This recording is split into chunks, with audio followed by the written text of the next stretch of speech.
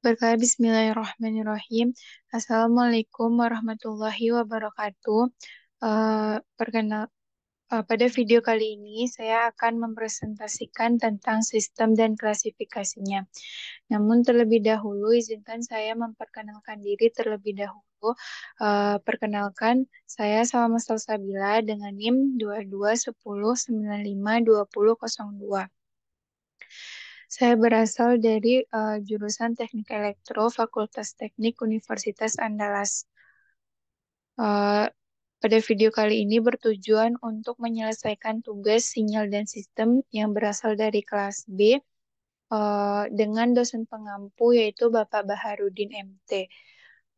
Di sini saya akan memulai presentasi, di mana bahan dari presentasi saya sendiri yaitu ada definisi sistem itu sendiri, pengantar tentang sistem, gambar dasar sistem, syarat-syarat dari sistem, contoh-contoh sistem yang terbagi menjadi yang didapatkan menjadi 6, model matematika dari sistem, tipe model matematikanya, klasifikasi sistem yang berdasarkan sifat-sifatnya atau fungsi dan tujuannya, serta selain dari klasifikasi sistem tersebut, menjelaskan tentang sistem kontinu dan juga sistem distrik yang diselingi dengan contoh-contoh soalnya.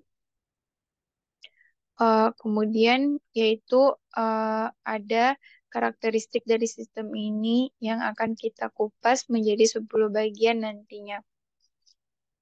Nah, yang pertama saya akan menjelaskan tentang definisi dari sistem itu sendiri. Sebelum kita mengetahui tentang sistem lebih dalam lagi dalam teknik elektro, maka kita harus membutuhkan apa itu definisi sistem supaya kita lebih mudah untuk menganalisa dan memahami sistem dan juga nanti kelanjutannya tentang sistem itu bagaimana. Sistem sistem adalah suatu kumpulan elemen yang saling terhubung atau berinteraksi satu sama lain untuk mencapai suatu tujuan tertentu. Elemen-elemen ini bisa berupa manusia, mesin, prosedur, atau komponen lainnya yang bekerja bersama dalam suatu pola atau susunan tertentu. Sistem memiliki batasan yang jelas, masukan atau input, keluaran atau output, serta mekanisme atau proses internal yang mengatur bagaimana informasi atau energi diproses di dalamnya. Sistem bisa berupa juga sistem fisik seperti mesin atau sistem abstrak seperti sistem informasi. Eh, yang selanjutnya untuk bisa kita lebih memahami tentang sistem, maka di sini ada pengantar tentang sistem. Pengantar sistem sendiri dalam teknik elektro membahas tentang bagaimana komponen-komponen elektronik yang saling terhubung bekerja bersama untuk mencapai tujuan tertentu. Sistem dalam teknik elektro seringkali terdiri dari rangkaian atau jaringan komponen elektronik seperti resistor, kapasitor, induktor, transistor, dan sirkuit terpadu lainnya. Masih banyak komponen-komponen yang ada dalam teknik elektro yang bisa dinyatakan sebagai sistem. Dengan memahami sistem dalam konteks teknik elektro itu sendiri, maka kita dapat mengembangkan kemampuan untuk dapat merancang, menganalisis, dan memperbaiki berbagai jenis perangkat elektronik. Seperti dapat mengaplikasikannya prinsip-prinsip dasar tersebut dalam berbagai teknik. Seperti contohnya itu tentang telekomunikasi, otomasi industri, dan teknologi informasi.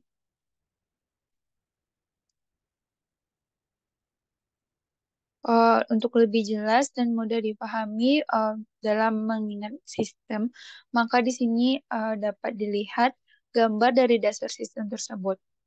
Sederhananya, sinyal input dimasukkan dalam berbentuk XKT, kemudian dikeluarkan dalam bentuk sinyal output YKT. Maka input key dimasukkan ke dalam sistem, maka sistem itu akan memproses sehingga menghasilkan output dalam bentuk QT dalam rentan waktu, dalam fungsi waktu tertentu. maka sistem akan berkaitan langsung dengan yaitu waktu, berkaitan dengan waktu. Nah, untuk mengetahui sistem, sistem juga memiliki syarat-syarat sehingga bisa disebut sebagai sistem. Syarat-syaratnya itu ada 4. Yang pertama, sistem harus dibentuk untuk menyelesaikan suatu tujuan. Maka sistem tersebut harus memiliki suatu tujuan yang jelas, sehingga sistem tersebut bisa menyelesaikan suatu tujuan tersebut. Yang kedua, yaitu ada elemen sistem harus mempunyai rencana yang ditetapkan.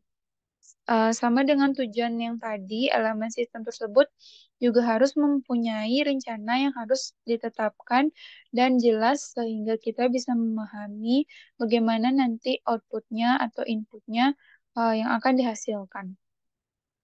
Kemudian adanya hubungan di antara elemen sistem.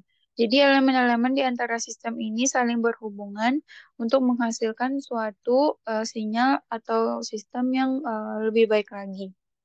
Yang ketiga, yang terakhir yaitu adanya unsur dasar dari proses, arus informasi, energi, dan material. Lebih penting daripada elemen sistem itu sendiri. Jadi, daripada elemen sistem, maka unsur dari proses tersebut sangatlah penting. Yang kemudian yaitu ada contoh-contoh dari sistem. Contoh-contoh dari sistem tersebut ini yaitu ada 6. Yang pertama, sistem kendali otomatis, sistem komunikasi nirkabel, sistem audio, sistem sensor dan penginderaan, sistem tenaga listrik, sistem pengolahan sinyal digital. Di sini contoh-contoh dari sistem tersebut bisa dilihat dan saya akan menjelaskan tentang sistem kendali atau yang pertama yaitu ada sistem kendali otomatis. Contoh yang bisa kita lihat dalam kehidupan sehari-hari yaitu sistem kontrol suhu pada oven atau sistem kontrol kecepatan pada mesin penggerak. Sistem ini menerima masukan berupa informasi tentang keadaan suatu variabel, misalnya suhu atau kecepatan. Suhu yaitu contohnya pada oven atau kecepatan pada mesin penggerak dan menghasilkan keluaran untuk mengatur variabel tersebut agar tetap berada dalam kisaran nilai yang diinginkan. Maka bentuk keluaran atau outputnya yaitu bentuk variabel atau kisaran nilai yang diinginkan. Oleh karena itu, sistem tersebut harus memiliki tujuan-tujuan agar bisa nilai-nilai yang diinginkan itu dapat tercapai. Yang kedua ada sistem komunikasi nirkabel. Sistem komunikasi nirkabel ini dalam sistem yaitu contohnya adalah jaringan 5G atau 4G yang menghubungkan perangkat-perangkat seluler dengan jaringan telekomunikasi. Sistem ini melibatkan transmisi sinyal radio antara perangkat pengirim dan penerima, serta protokol komunikasi untuk mengatur pengiriman dan pengiriman data. Yang selanjutnya, yang ketiga yaitu ada sistem audio. Seperti sistem pemrosesan suara pada perangkat stereo atau sistem audio dalam mobil, sistem ini menerima sinyal audio dari sumber tertentu, misalnya pemutar musik atau radio, dan menghasilkan keluaran berupa suara yang diperkuat atau difilter sesuai dengan preferensi pengguna. Nah, fungsi sistem di sini yaitu sebagai adanya diperkuat atau difilter. Filter tersebut berfungsi untuk ketika terjadi masukan input, apabila inputnya terlalu tinggi, maka akan dikecilkan oleh filter. Dan apabila filter itu terlalu rendah, maka akan ditinggikan oleh filter. Namun filter ini biasanya memiliki kekurangan pada amplitudo, sehingga filter tersebut tidak sempurna dalam bentuk amplitudonya.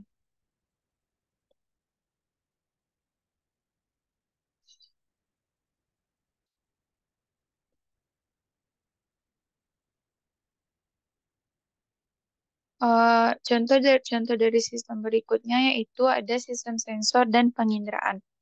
Contohnya yaitu sistem deteksi gerakan pada lampu sensor atau sistem penginderaan jarak pada mobil. Sistem ini menggunakan sensor untuk mendeteksi perubahan dalam lingkungan sekitarnya dan memberikan respons yang sesuai, seperti mengaktifkan lampu atau mengirimkan perangkat kepada pengemudi. Sistem tenaga listrik, misalnya sistem distribusi tenaga listrik, eh, maaf, contoh sistem yang kelima yaitu sistem tenaga listrik. Misalnya sistem distribusi tenaga listrik dari pembangkitan hingga konsumen akhir. Sistem ini melibatkan transformator, jaringan distribusi, dan pengatur tegangan untuk memastikan pasokan listrik yang stabil dan efisien ke berbagai perangkat. Yang contoh terakhir yaitu sistem pengolahan sinyal digital. Contohnya adalah sistem pemrosesan sinyal dalam perangkat audio digital atau sistem pengolahan gambar dalam kamera digital. Sistem ini menerima sinyal analog dari sensor dan melakukan konversi menjadi bentuk digital untuk pengolahan lebih lanjut, seperti penyimpanan atau manipulasi sinyal. Demikianlah contoh-contoh dari sistem dalam kehidupan kita sehari-hari. Masih banyak lagi contoh-contoh sistem yang tidak dapat dijelaskan satu persatu dalam video ini.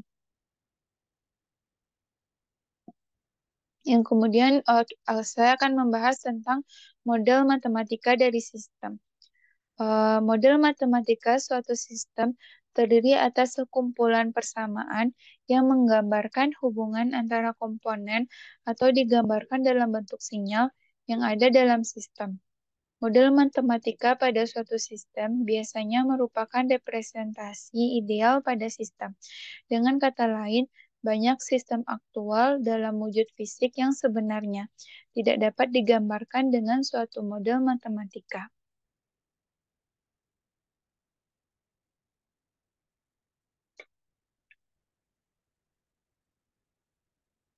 Yang kemudian yaitu tipe model matematika. Tipe model matematika yaitu terdiri menjadi dua, yaitu representasi input atau output, dan yang kedua itu ada state atau keadaan. Yang pertama, representasi input atau output yang menggambarkan hubungan sinyal dengan sinyal output. Yang kedua ada state atau keadaan atau internal model yang menggambarkan hubungan di antara sinyal input, keadaan, dan sinyal output pada suatu sistem. Kemudian kita akan menjelaskan tentang klasifikasi sistem. Klasifikasi sistem itu sendiri ada 5. Yang pertama, klasifikasi sistem berdasarkan sifat dinamis. Yang kedua, klasifikasi sistem berdasarkan sifat eksternalnya. Yang ketiga, klasifikasi sistem berdasarkan sifat masukannya. Yang keempat, klasifikasi sistem berdasarkan sifat keluaran. Dan yang terakhir yaitu klasifikasi sistem berdasarkan fungsi dan tujuan. Namun pada video kali ini saya akan menambahkan klasifikasi sistem yaitu sistem continue dan juga sistem discrete yang mana akan dijabarkan seperti berikut. Nah, saya akan membahas terlebih dahulu tentang klasifikasi sistem berdasarkan sifat dinamisnya. Klasifikasi sistem ini terbagi menjadi dua, yaitu sistem statis dan juga sistem dinamisnya. Pengertiannya yaitu sistem statis adalah sistem di mana variabel-variabel di dalamnya tidak berubah seiring waktu. Dalam sistem ini tidak ada perubahan atau evolusi kondisi sistem dari satu waktu ke waktu berikutnya. Contoh dari sistem statis ini yaitu jaringan listrik dalam bangunan. Setelah jaringan listrik terpasang dan berfungsi, variabel-variabel seperti tegangan dan arus listrik cenderung tetap konstan dalam jangka waktu yang signifikan. Yang kedua yaitu ada sistem dinamis.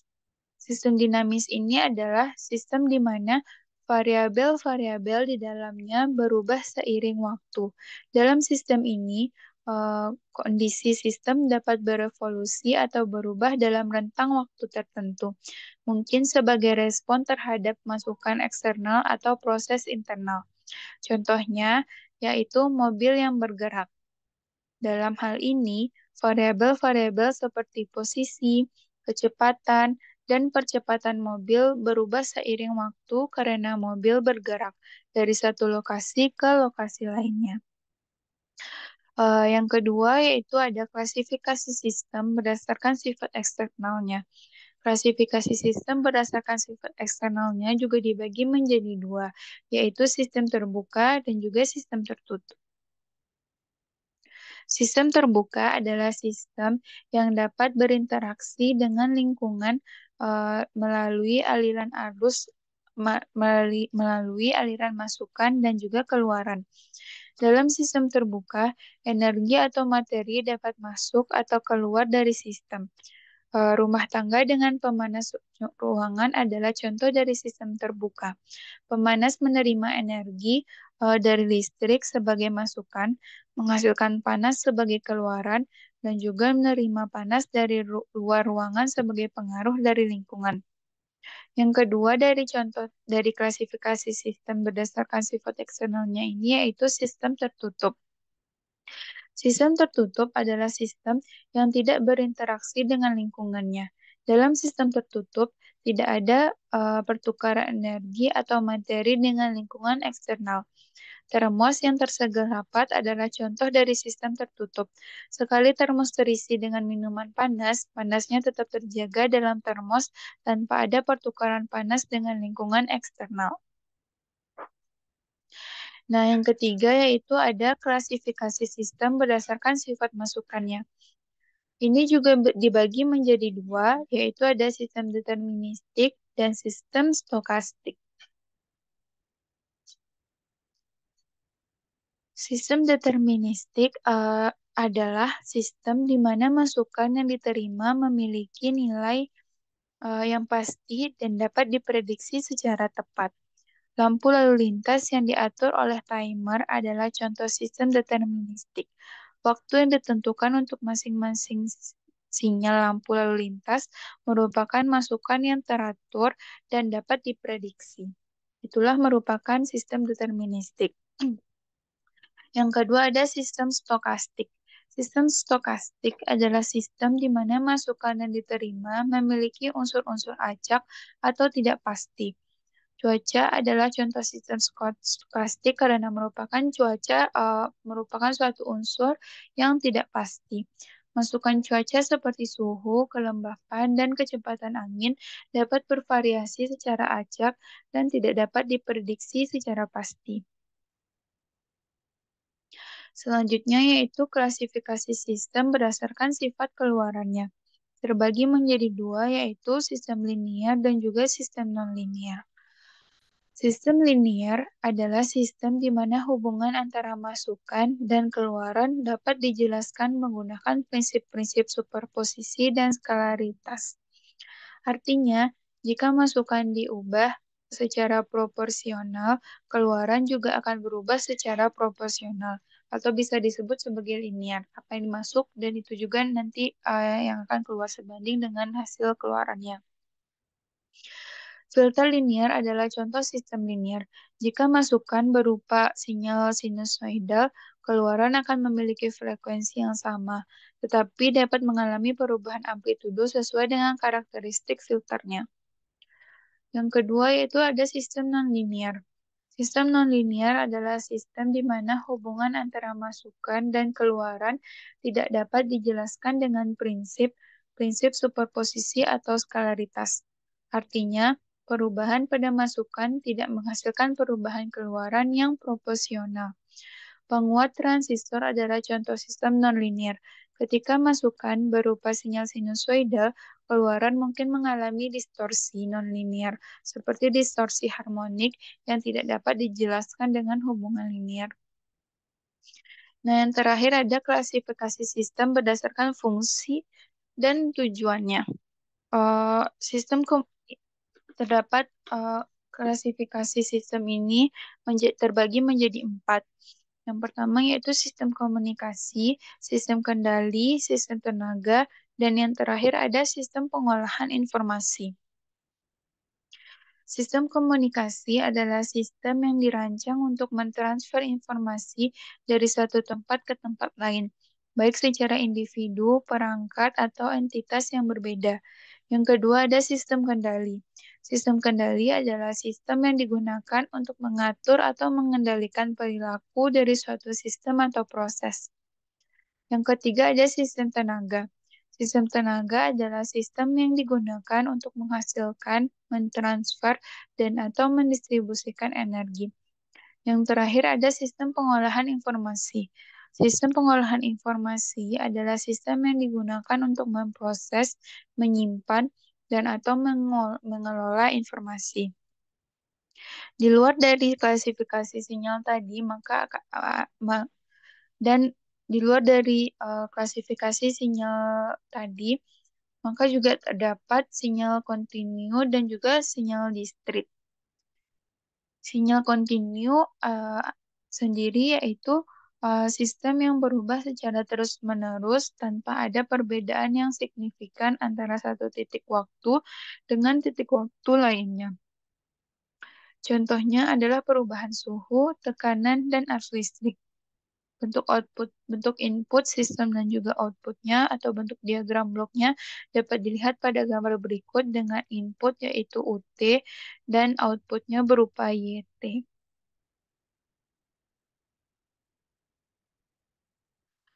Contoh dari sistem kontinu itu yang pertama adalah rangkaian RC. Rangkaian RC dapat dilihat sebagai suatu sistem kontinu single input, single output dengan input XT sebanding dengan IT yang selanjutnya mengalir ke sambungan paralel dan input YT sebanding dengan tegangan VCT pada kapasitor. Dapat dilihat pada gambar, XT-nya sama dengan IT, maka mengalir ke rangkaian paralel. Kemudian juga terdapat YT-nya atau outputnya, yaitu YT dengan sebanding dengan VCT dan juga resistor. Maka akan paralel dengan R, di mana R juga memiliki arus, yaitu IRT. Di sini kita dapat menyelesaikannya menggunakan hukum arus Kirchhoff, di mana hukum arus Kirchhoff berbunyi yaitu jumlah arus yang masuk sama dengan jumlah arus yang keluar. Di mana arus yang masuk dan sama dengan arus keluar tersebut yaitu ICT ditambah IRT sama dengan IT. Disebut dengan persamaan 21. ICT sama dengan C VCT per DT sama dengan C DYT per DT. Dan IRT sama dengan 1 per R VCT sama dengan 1 per R YT. Bentuk persamaan diferensial linear seperti berikut. C DYT per DT ditambah 1 per R YT sama dengan IT sama dengan XT.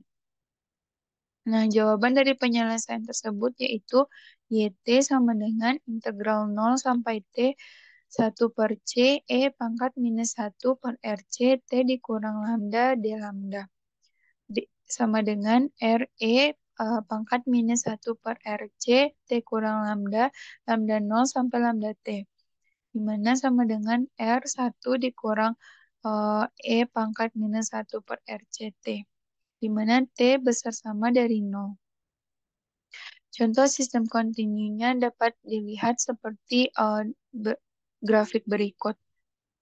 Berbentuk seperti linear yang memiliki grafik. Contohnya yaitu apabila YT mendekati 1, maka itunya sama dengan 40.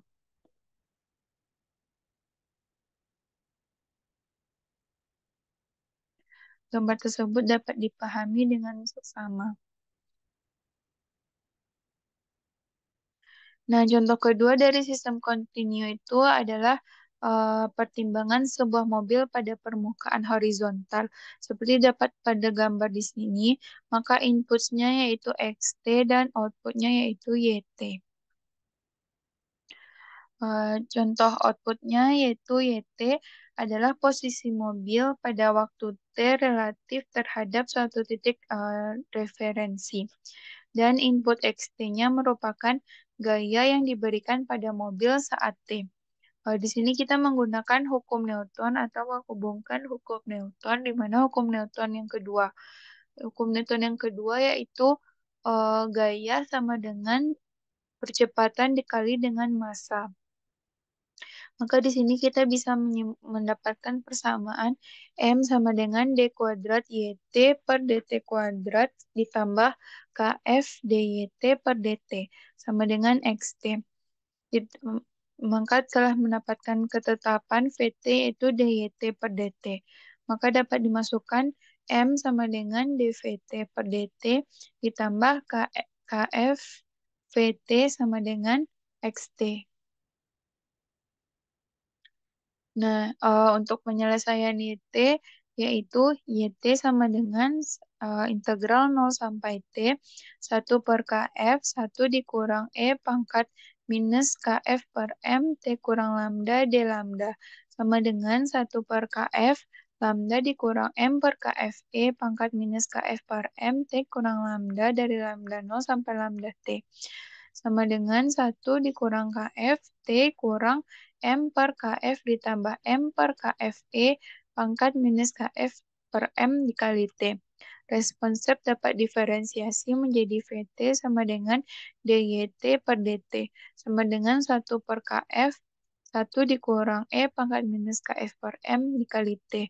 Maka responsif pada mobil M sama dengan 1 dan KF sama dengan 0,1-nya dapat dilihat pada grafik berikut yang dimana dapat kita simpulkan bahwa contoh soal tadi merupakan contoh dari sistem yang kontinu. Nah, yang kedua yaitu ada sistem waktu diskrit.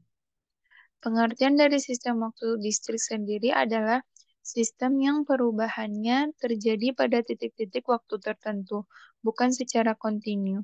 Contohnya adalah jumlah penumpang di stasiun, jumlah baris di sebuah tabel, atau data digital pada komputer.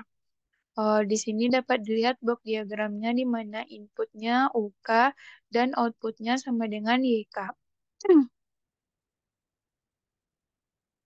Contoh dari sistem distrik ini yaitu suatu sistem pembayaran pada pinjaman uang di bank dapat dimodelkan sebagai sebuah sistem waktu distrik dengan cara sebagai berikut. Dengan N sama dengan 0, 1, 2, input XN adalah sebagai besarnya pembayaran per bulan yang dilakukan untuk bulan ke N.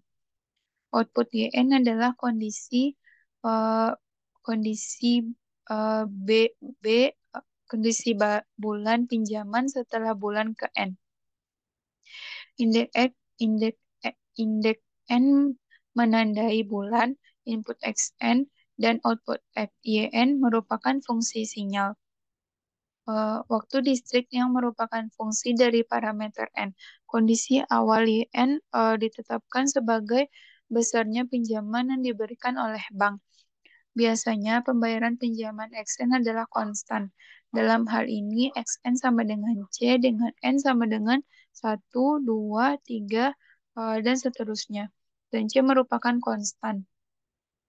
Dalam contoh ini, XN diberikan kebebasan sebagai nilai yang bervariasi dari bulan ke bulannya.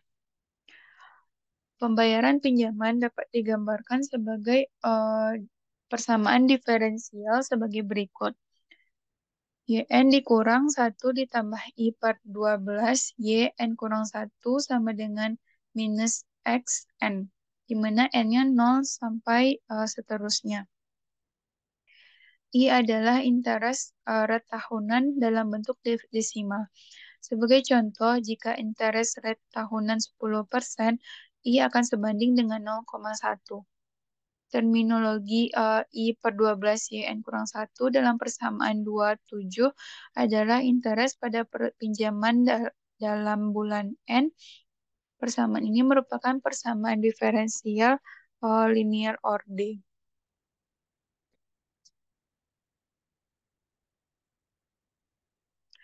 Yang selanjutnya yaitu ada karakteristik sistem. Untuk juga mengetahui tentang sistem, maka kita juga membutuhkan karakteristik tentang sistem. Yang karakteristik sistem sendiri yaitu ada 10. Yang pertama ada komponen, interkoneksi,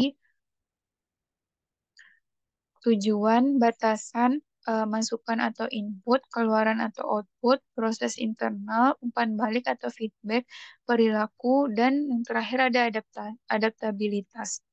Penjelasannya yaitu komponen. Sistem terdiri dari komponen-komponen atau elemen-elemen yang saling terhubung dan berinteraksi satu sama lain untuk mencapai tujuan tertentu. Komponen-komponen ini bisa berupa perangkat keras, perangkat lunak, manusia, prosedur, atau sumber daya lainnya. Yang kedua ada interkoneksi. Interkoneksi merupakan komponen-komponen dalam sistem saling terhubung melalui jalur komunikasi atau aliran informasi. Hubungan ini memungkinkan pertukaran data, energi, atau materi antara komponen-komponen sistem. Kemudian ada tujuan. Sistem memiliki tujuan atau hasil yang ingin dicapai. Tujuan ini bersifat menghasil jelas dan spesifik, seperti menghasilkan produk tertentu atau mencapai tingkat layanan yang diinginkan. Yang keempat yaitu ada batasan. Sistem memiliki batasan yang jelas yang memisahkan antara apa yang termasuk dalam sistem dan apa yang tidak. Batasan ini dapat didefinisikan secara fisik, fungsional, dan konseptual. Yang selanjutnya yaitu ada masukan atau input. Sistem menerima masukan dari lingkungannya. Masukan ini bisa berupa data, energi, atau materi yang diperlukan untuk memulai suatu pengaruh proses sistem. Yang kedua ada keluaran atau output. Keluaran atau output. Sistem menghasilkan keluaran sebagai respon terhadap masukan yang diterima. Keluaran ini bisa berupa produk, layanan, informasi, atau efek lainnya yang dihasilkan oleh sistem. Selanjutnya yaitu ada proses internal. Proses internal, sistem memiliki proses internal yang mengubah sistem menjadi keluaran. Proses ini mungkin melibatkan transformasi, pengolahan, atau pengelolaan masukan untuk mencapai tujuan sistem. Yang selanjutnya yaitu ada umpan balik atau feedback. Umpan balik atau feedback sistem dapat menerima umpan balik dari lingkungan atau dari keluaran sebelumnya untuk mengatur atau memperbaiki kinerjanya. Umpan balik ini memungkinkan sistem untuk beradaptasi dengan perubahan lingkungan atau untuk memperbaiki proses internalnya. Dan yang selanjutnya yaitu ada perilaku. Sistem memiliki perilaku yang dapat diamati atau diukur. Perilaku ini mencerminkan bagaimana sistem beroperasi dan bagaimana ia merespon terhadap masukan dan kondisi lingkungan yang berubah. Dan yang terakhir yaitu ada adaptabilitas. Adaptabilitas sistem dapat beradaptasi dengan perubahan lingkungan atau kebutuhan baru. Ini dapat mencakup penyesuaian terhadap perubahan dalam masukan, perubahan dalam tujuan, atau perubahan dalam kondisi operasional.